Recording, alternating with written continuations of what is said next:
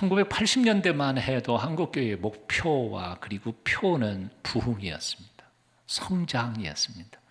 수단 방법을 가리지 않고 사람들 숫자만 늘리면 교회가 커진다고 하나님이 기뻐하실 것이라고 생각했습니다. 그래서 별의별 세상적 방법을 다 동원하면서 교회 교인들 끌어모으려고 애를 썼습니다. 하지만 마치 우리 한국의 대기업들이 몸집만 키우면 절대로 망하지 않는다고 생각했던 거와 비슷한 거죠. 몸집 키우는 거죠. 그런데 세상을 이렇게 돌아보니까요, 세상의 굴지의 기업들이요, 그 엄청난 큰 기업들이 하루아침에 무너져 내리는 것을 발견하면서 깨달은 진리가 한 가지 있죠. 한국 기업들이 몸집 키운다고 안 망한 거 아니구나. 몸집은 좀 작더라도 경쟁력 있는 기업을 키워야 되는구나 하는 것들이 세상에서 깨달은 깨우침이었습니다. 근데 그것을 교회는 아직도 깨닫지 못하고 있는 것 같아요. 교회는 여전히 몸집 키우려고 합니다. 여전히요. 그러면 망하지 않을 것처럼 착각합니다. 사실 영국과 그리고 미국의 교회들은 50년 전, 100년 전에 벌써 이 위기를 맞았었습니다. 그래서 1990년대에 벌써 미국 교회들은요, 교회 성장, 부흥 그거 이름이 사라져버렸습니다. 오히려 어떻게 하면 건강한 교회를 만들 것인가 하고 교회의 건강성에 대하여 다루기 시작했습니다. 우리는 그때는 상상도 못했던 것이죠. 여러분 아시는 것처럼 LA의 세들백 교회에 릭 워런이라고 하는 사람이 그때 예언처럼 한 말이 있었습니다.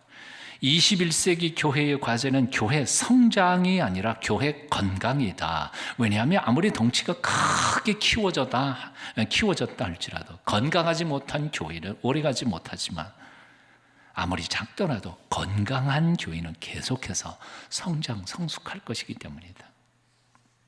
옳은 말입니다. 무조건 큰 것이 중요한 게 아닙니다. 작더라도 생명력이 있는 교회가 중요한 것이지. 무조건 숫자만 많은 것이 중요한 것이 아닙니다. 작더라도 살아있는 사람들이 모이는 게 그게 중요한 것이지. 시체를 3만 구를 모아놓아 보세요. 무슨 일이 생길 것 같아요? 너무 긴장을 하셨나 갑자기 시체 3만 구 그래서 아무 일도 안 생겨요. 푹푹 썩는 냄새만 나요.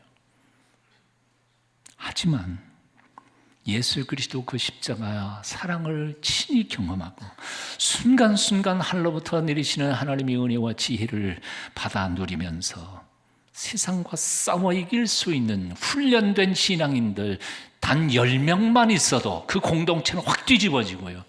그들이 속한 사회는 따뜻하고 아름다운 세상으로 바뀌어갈 줄로 믿습니다. 중요한 건 숫자가 아니에요. 미디안 군사 22만 명을 물리친 것은 기드온 300명의 용사였습니다. 살인 기계로 훈련되었던 골리앗을 쳐부순 것은 소년 다윗이었습니다.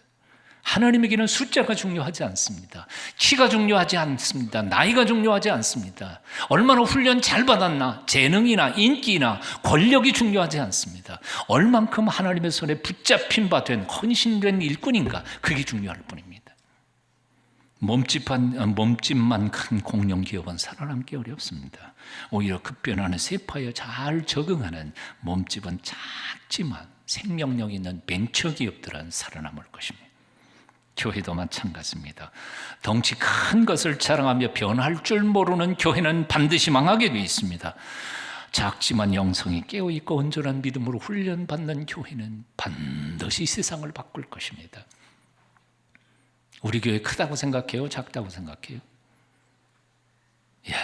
크지도 작지도 않은 교회. 보는 관점에 따라서요. 30만 명, 3만 명 교회에 비하면 조그만 교회예요. 우리 교회 큰 교회 아니에요. 큰 교회 아니에요.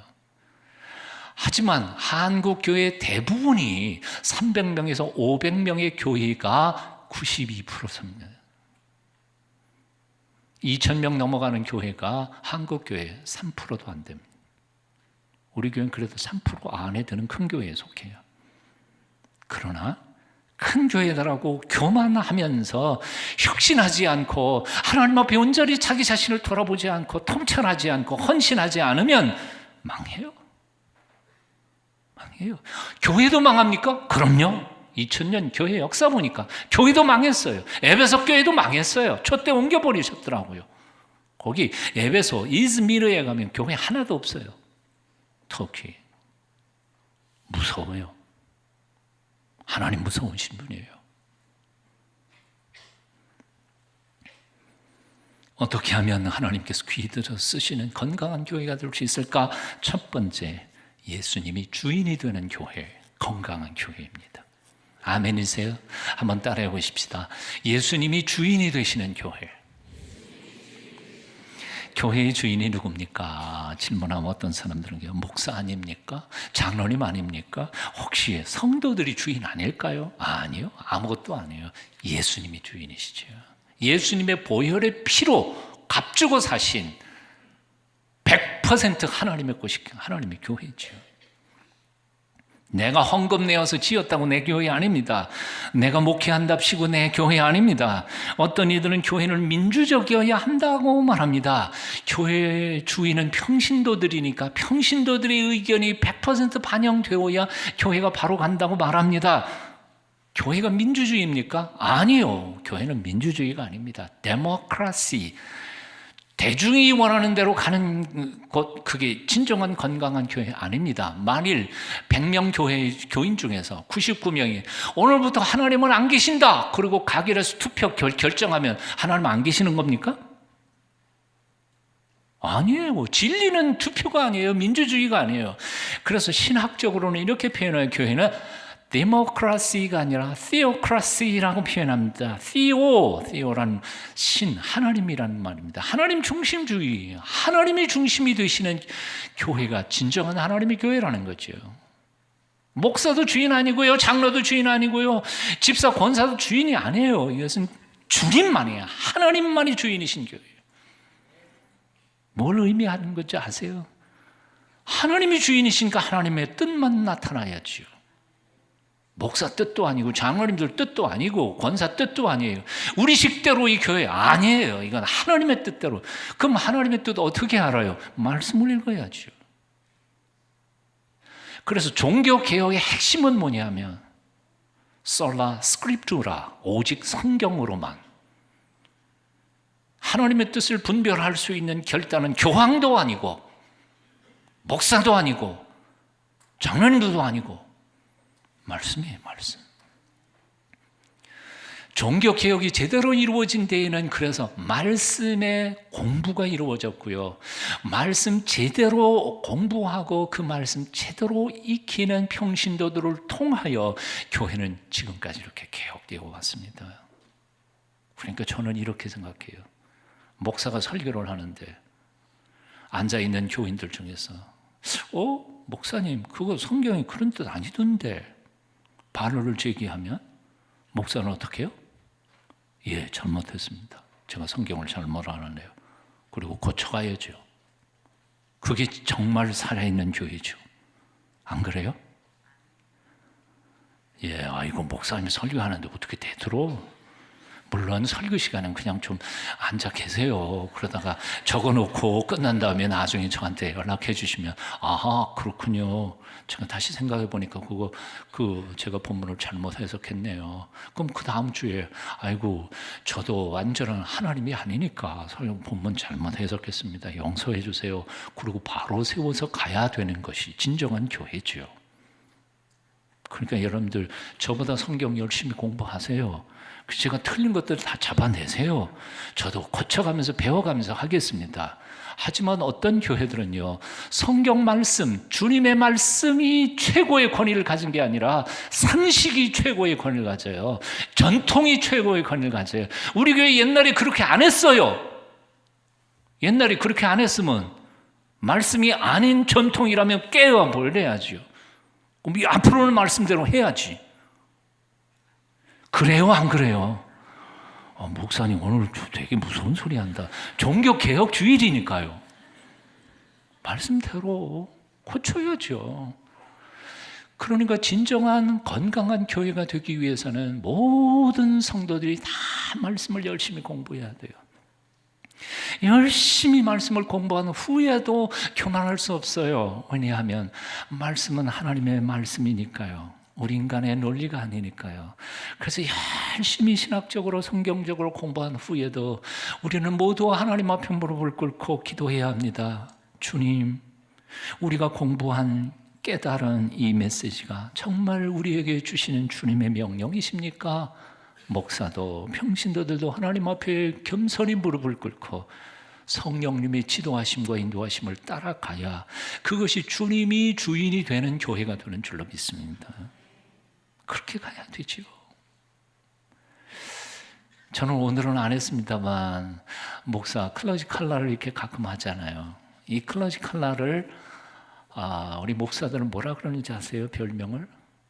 개목걸이라고 합니다. 개목걸이, 이 줄을 누가 쥐고 계신지 아세요? 주님이 주십니다. 강아지하고 산보를 나갔어요. 주인은 일로 가려고 그러는데 걔가 절로 가면 어떻게 해요? 와. 잡아다니면 지금 어떻게 해요? 와야지. 끌려가야지. 자신이 이 교회가 주인이 아니라 하나님이 교회의 주인이신 것을 깨달으면서 매 순간 주께서 끄시는 대로 목이 끌려가는 목회자가 있다면 그 목회자는 교회를 딴 데로 정말 주님이 원하시는 건강한 교회로 이끌어갈 줄로 믿습니다. 제가 그런 목사가 되기 위해 여러분은 저를 위해서 기도해 주시기를 바랍니다. 목사만 그렇습니까?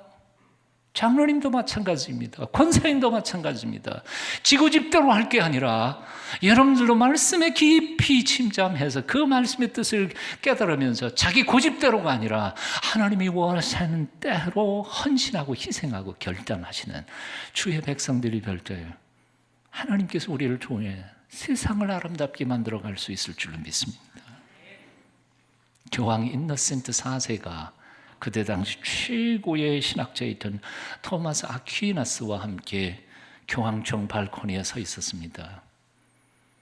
온 세계 각국에서 헌금한 황금과 돈들이 줄줄이 마차에 실려가지고는 줄줄이 교황청으로 들어오고 있었습니다. 그걸 바라보고 있던 교황 인노센트 4세가 흐뭇해서 이렇게 말했습니다. 이보시오, 사도 베드로께서 은과 금은 내게 없거니와 라고 말씀하시던 그렇게 가난한 교회는 이제는 끝났어. 이젠 교회도 무진장 부자가 됐어. 그랬더니 토마스 아퀴나스가 옆에서 슬픈 표정으로 이렇게 말했다고 합니다. 예, 돈 많은 교회가 되기는 했습니다만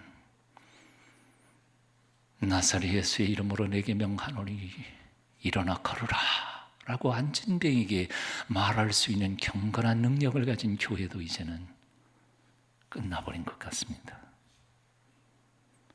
하나님이 어떤 교회를 원하실까요? 돈 많은 교회요? 건물 큰 교회요? 정치적인 영향력을 발휘하는 교권의 대단한 파워를 가진 교회요? 하나님 그런 교회 원하지 않습니다. 작을지라도요, 돈 없어도요, 교회 좀 작더라도요, 경건하고 거룩한 주의 백성들이 나사렛 예수의 이름으로 명하노니 일어나 걸으라 하고 담대하게 안순배에게 명령할 수 있는 경건한 능력을 가진 그리스도인들이 있는 교회를 원하십니다. 우리 동순교회가 그런 교회가 되었으면 좋겠습니다. 저와 여러분의 헌신과 희생과 그리고 하나님 앞에 우리가 노력할 때 성령께서 우리 교회를 그렇게 만들어 주실 줄로 믿습니다. 건강한 교회 두 번째는 이런 겁니다. 일하는 교회, 주님의 뜻을 이루어가는 교회입니다. 찰스 스윈돌이라고 하는 참 귀한 분이죠. 예. 신학교 총장도 지내시고 방송도 많이 하시고 책도 많이 쓰신 분인데요. 그분이 말한 것 중에 참 짧지만 강력한 말이 하나 있어요. Walk the talk 이라는 말입니다. Walk the talk. Walk 이라는 말은 걸어간다는 거죠. 걸어간다. 우리 한자말로 행한다 행한다는 말이 뭐예요? 실천한다, 산다 그런 뜻이에요. work, 걸어라, 행하라, 실천하라. The talk 뭐예요? 말하는 거예요. 말한 대로 살아라. 이게 walk the talk. 와, 멋진 말이에요. 행동은 없고 말만 있는 교회, 그건 죽은 교회입니다. 건강한 교회일 수가 없습니다. 병원에 가보십시오. 병자들은 꼼짝도 않고 말만 합니다. 배고파, 밥 가져와. 이거 가져가. 이거 닦아줘. 빼줘. 올려줘. 내려줘. 말만 해요. 왜? 이유가 뭐예요? 병들었으니까. 병들었으니까 그럴 수밖에 없어요. 병든 교회는 말만 합니다. 일하지 않습니다. 건강한 교회가 일하는 교회입니다. 오늘 12절 이하의 말씀 보면 교회가 해야 하는 일이 무엇인지를 아주 분명하게 이렇게 소개하고 있습니다. 제가 쉬운 번역으로 한번 읽어드릴게요. 그냥 잘 들으세요. 여러분 성경 보지 마시고. 성경 보면서 이 얘기 들으면 헷갈려요. 저는 쉬운 번역으로 읽고 있으니까 그냥 잘 들어보시면 돼요. 주께서 그 풍성하신 은혜를 따라 은사를 주셨습니다. 땅에 내려오셨다가 다시 하늘로 올리우사 땅에서 승리하신 승리의 전리품들을 선물로 당신 백성들에게 풍성하게 나누어 주셨습니다. 뿐만 아니라 당신의 교회에 여러 직분자들과 지도자들을 세워주셨습니다. 왜냐하면, 그 다음이 중요해요. 왜냐하면 저들로 하여금 성도들을 온전케 하여 봉사하는 일을 하고 그리스도의 몸된 교회를 든든히 세우게 하기 위해서입니다. 하나님이 교회의 목사를 세웠습니다. 장로님을 세웠습니다. 권사들, 안수집사를 세웠습니다. 이유가 뭐예요? 딱 하나예요. 평신도들을 잘 훈련시켜서 교회 안에서 교회 밖에서 봉사자로 만들게 하기 위해서입니다. 중요한 거예요. 장로 계급장 아니에요. 권사 계급장 아니에요. 목사 계급장 아니에요. 해야 할 일이 뭐예요? 오늘 처음 오신 새 가족이라도 붙잡고 평신도들로 하여금 믿음을 잘 굳게 세워서 교회 안에서 교회 밖에서 세상 속에서 기꺼이 남들을 섬기는 봉사자로 훈련시켜서 내보내는 거예요. 다시 말하면 건강한 교회란 지도자들은 성도들을 온전케 하기 위해서 자신을 희생하고 성도들은 또 남에게 봉사하는 일을 하기 위해서 희생하는 교회가 건강한 교회입니다. 그래서 존 칼빈은 교회를 신자의 훈련소라고 불렀습니다. 예수 그리스도의 보배로운 피로 값주고 사신 교회예요. 본질적으로 사랑 안에서 그래서 모두 남을 위하여 섬기는 봉사자들로 길림을 받는 곳, 이게 바로 교회입니다. 죽어 천당 가는 것만을 얘기하는 게 아니에요. 그냥 모였다가 놀고 먹는 교회는 죽은 교회입니다. 우리끼리 모여서 좋다 하는 교회는 진정한 참된 교회가 아닙니다. 그런 교회 교인들은 결코 건강한 신앙인도 아니고 건강한 인생, 행복한 인생을 살아갈 수도 없습니다. 농부 아들로 태어나 자동차 발명으로 새 대부호가 된 헨리 포드는 아주 지극히 검소했다고 합니다. 적당한 운동, 소식, 밥 조금 먹고 신선한 공기, 이것이 그의 건강의 비결이었다고 하는데 몸은 좀 야위였지만 엄동설한에도 외투도 입지 않고 건강하게 살 수 있었다고 합니다. 오늘날 신문 기자가 그 집을 찾아가가지고 그 건강의 비결을 물었다고 하지요. 헨리 포드가 자기 벽난로 위에 걸려있는 액자에 쓰여진 글씨를 가리켰습니다. 거기는 이렇게 써 있었다고 합니다. 내 손으로 장작을 패라. 그러면 이중으로 따뜻해질 것이다. 감동을 별로 안 받으시네요. 한번 따라해 보겠습니다. 내 손으로 장작을 패라. 그러면 이중으로 따뜻해질 것이다. 장작 패면서 땀 날 거고요. 떼면 더 더울 거고요. 어떻게 사는 것이 참으로 잘 사는 것일까? 내 몸 하나 치장하기 위해서 세상의 모든 물건을 소유하려고 하는 사람들이 있습니다. 내 몸 하나의 영광을 위해서 세상 모든 사람들을 굴복시켜야 직성이 풀리는 그런 인생을 살고 싶은 사람들도 있습니다. 그런 사람들이 진정으로 행복하게 살 수 있을까요? 그렇게 생각하지 않습니다. 내 몸이 희생해서 누군가 행복해지고 누군가 나 때문에 얼굴에 미소가 지어질 수 있다면 그 사람은 정말 행복하게 인생을 살아갈 것이라고 믿습니다. 오늘날 이 시대에 위대한 사람이 필요하지 않습니다. 똑똑한 사람이 필요하지 않습니다.